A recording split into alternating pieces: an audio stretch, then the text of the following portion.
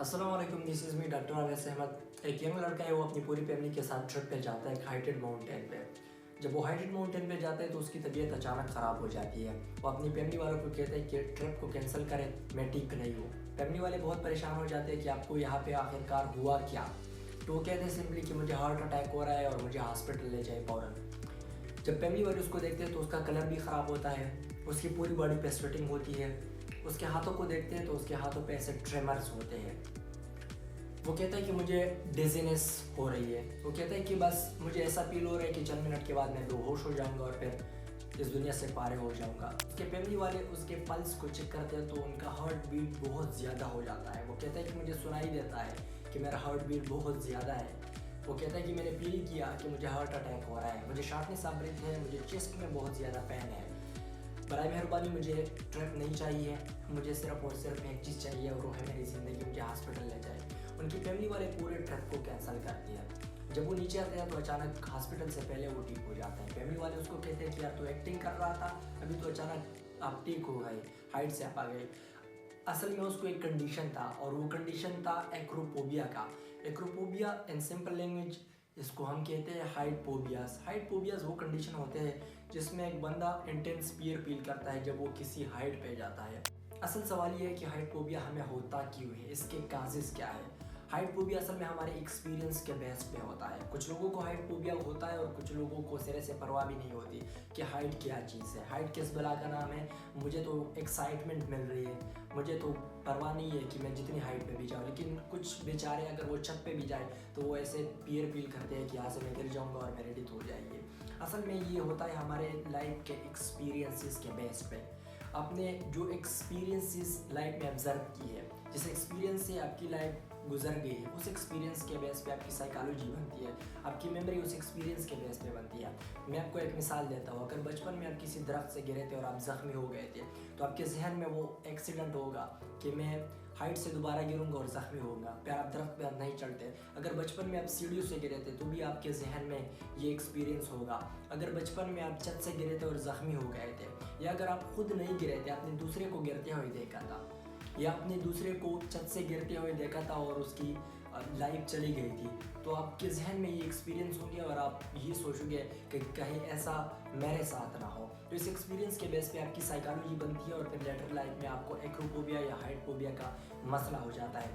मैं हमेशा यही कहता हूँ कि अगर बच्चे को शेर बनाना है तो बचपन में, अगर बच्चे की अखलाकी तरबियत करनी है तो बचपन में, अगर बच्चे की जहन साजी करनी है, उसकी साइकोलॉजी परफेक्ट बनानी है तो वो सारी चीज़ें पहले 7 साल में होती है।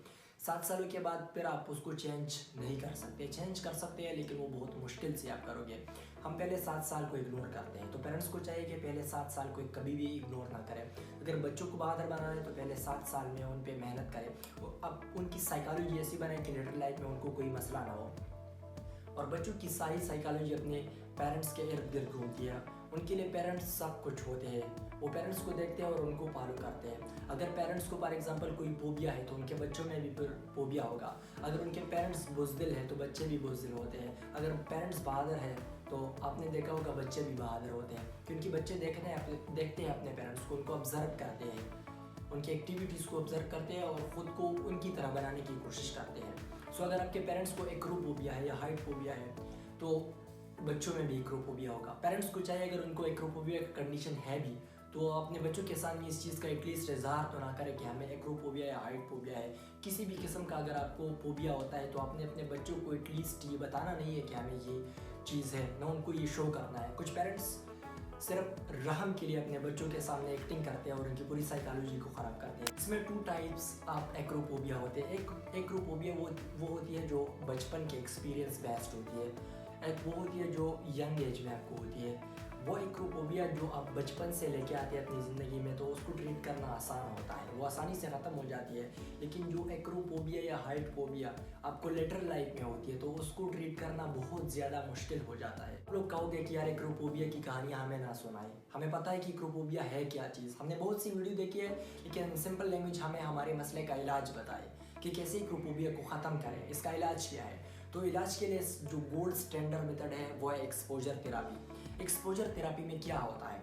एक्सपोजर थेरापी में एक साइकोलॉजिस्ट या बजाते खुद भी इसको कर सकते हैं। जिस कंडीशन से आपको डर लग रहा है उस कंडीशन को आप पैस करोगे, स्लोली आप उस कंडीशन को पैस करोगे। फॉर एग्जांपल आपको आखिरी छत पे जाने से डर लग रहा है, तो आपको चाहिए कि पहले फर्स्ट फ्लोर पे जाए, फिर सेकंड फ्लोर पे, फिर जो लास्ट वाला फ्लोर है तो आपको इतना फियर नहीं होगा। पहले फर्स्ट फ्लोर पे जाए, जब आप खूब सेटल हो जाओ ना, आपकी फियर खत्म हो जाए, फिर सेकंड फ्लोर पे, फिर थर्ड फ्लोर पे।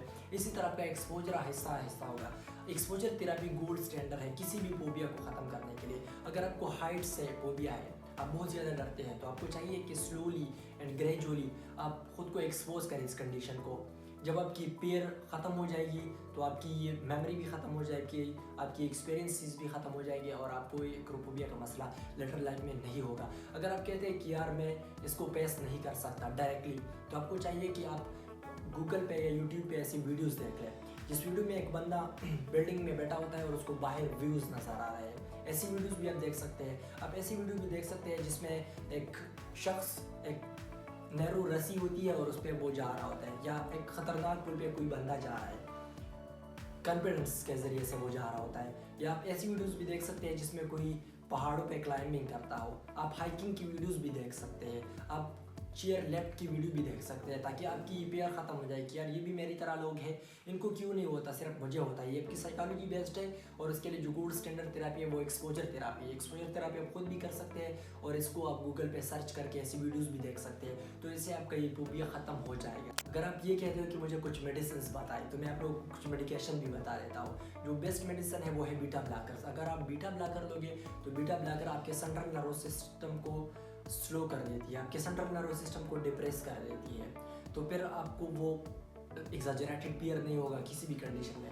आपकी हार्ट बीट को वो स्लो कर देते हैं, आपके ब्लड प्रेशर को कंट्रोल कर देते हैं। तो आपको चाहिए जब आप किसी कंडीशंस पे जा रहे हो जहाँ जिससे आपको डर लग रहा है, फॉर एग्जांपल आप स्टेज पे नहीं जा सकते, आपको क्राउड से डर लग रहा है, आपको प्रेजेंटेशन से डर लग रहा है, या आपको किसी हाइट से डर लग रहा है, तो आपको चाहिए कि उससे पहले आप एंड्राल ले लें। एंड्राल 10 मिलीग्राम, एंड्राल 10 मिलीग्राम, 40 नहीं 10 मिलीग्राम ले लें। उससे पहले आपकी ब्लड प्रेशर भी कंट्रोल होगी, आपका हार्ट बीट भी कंट्रोल होगा और आपका सेंट्रल नर्वस सिस्टम भी कंट्रोल होगा। आजकल तो आर्टिफिशियल इंटेलिजेंस का दौर है, चैट जीपीटी का दौर है। आप लोगों ने सुना होगा वर्चुअल रियलिटी का नाम। वर्चुअल रियलिटी का लफ्ज़ी मतलब है ख्याली हकीकत। हकीकत नहीं होता, लेकिन आप इमेजिनेशंस ऐसे करते हैं कि गोया मैं अभी हकीकत की दुनिया में हूँ, लेकिन वो हकीकत की दुनिया नहीं होती। वर्चुअल लाइफ होता है, आप ऐसे फील करते हो कि मैं रियलिटी में हूँ।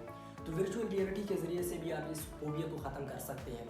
2018 में 100 लोगों पे एक स्टडी हुई थी, उसमें उनको वर्चुअल रियलिटी की थेरेपी की गई। वर्चुअल रियलिटी का नाम आप लोगों ने सुना होगा, आप लोग खुद भी इसको सर्च कर सकते हैं। वर्चुअल रियलिटी में आपको ग्लासेस लगाए जाते हैं और आपको एक कमरे में बिठाया जाता है। आप यूँ फील करते हैं कि मैं मतलब किसी एडवेंचर पे जा रहा हूँ, मैं किसी हाइट पे जा रहा हूँ, मैं एक नैरो रस्सी है उस पे जा रहा हूँ। जो 3D थ्रिल होता है, आप ऐसा फील करोगे जैसे कि कोई ड्राइविंग आप कर रहे हो, ख़तरनाक ड्राइविंग आप कर रहे हो। तो आप वर्चुअल रियलिटी के ज़रिए से भी इस चीज़ को ख़त्म कर सकते हैं। ये एक्रोफोबिया कुछ लोगों को होता है, वो बहुत ज़्यादा इंटेंस फियर फील करते हैं, लेकिन दूसरे लोगों को आपने देखा होगा वो बहुत ज़्यादा एक्साइटेड होते हैं इसके लिए, वो बहुत ज़्यादा खुश होते हैं, उनको मज़ा आता है इन चीज़ों में। तो फ़र्क क्या होता है? फ़र्क सिर्फ और सिर्फ आप दोनों की साइकोलॉजी का होता है। आपकी एक्सपीरियंसेस आपको ये कहते हैं कि आपको फियर फील होगा, और उसकी एक्सपीरियंस उसको ये कहते हैं कि आपको एक्साइटमेंट फील होगा। तो अगर आप इस फियर को एक्साइटमेंट में कन्वर्ट करें तो आप एक्रोफोबिया को कंट्रोल कर सकते हैं, क्योंकि फियर और एक्साइटमेंट ये इमोशनल लेवल पे एक दूसरे के बहुत ज़्यादा करीब हैं। आप फियर को एक्साइटमेंट में कन्वर्ट कर सकते हैं। तो अगर आप अपनी फियर को एक्साइटमेंट में कन्वर्ट करें तो आप एक्रोफोबिया पे बहुत हद तक कंट्रोल कर सकते हैं। असल में एक्रोफोबिया ये एक साइकोलॉजिकल कंडीशन है और ये हमारी मेमोरी का पार्ट बन गया है। अब इसको ख़त्म करने के लिए आपको क्या चाहिए? आपको चाहिए कि अपनी मेमोरी को चेंज करें। ये हकीकत में कुछ नहीं है, आपने एक्सपीरियंस किया है, उस एक्सपीरियंस को आपने एक्सेप्ट किया है, अब वो आपकी मेमोरी का पार्ट बन गए हैं। आपने सबसे पहले अपनी मेमोरी को चेंज करना है, अपनी एक्सपीरियंस को वैनिश करना है। अपनी एक्सपीरियंसेस और अपनी मेमोरी को चेंज करके आप एक्रोफोबिया पे बहुत हद तक काबू पा सकते हैं। अगर आपको कोई और भी फोबिया है तो मुझे आप लोग कमेंट सेक्शन में बता सकते हैं, ताकि मैं आप लोगों के लिए उस पर भी वीडियो बनाऊँ। जज़ाकल्लाह, थैंक यू सो मच।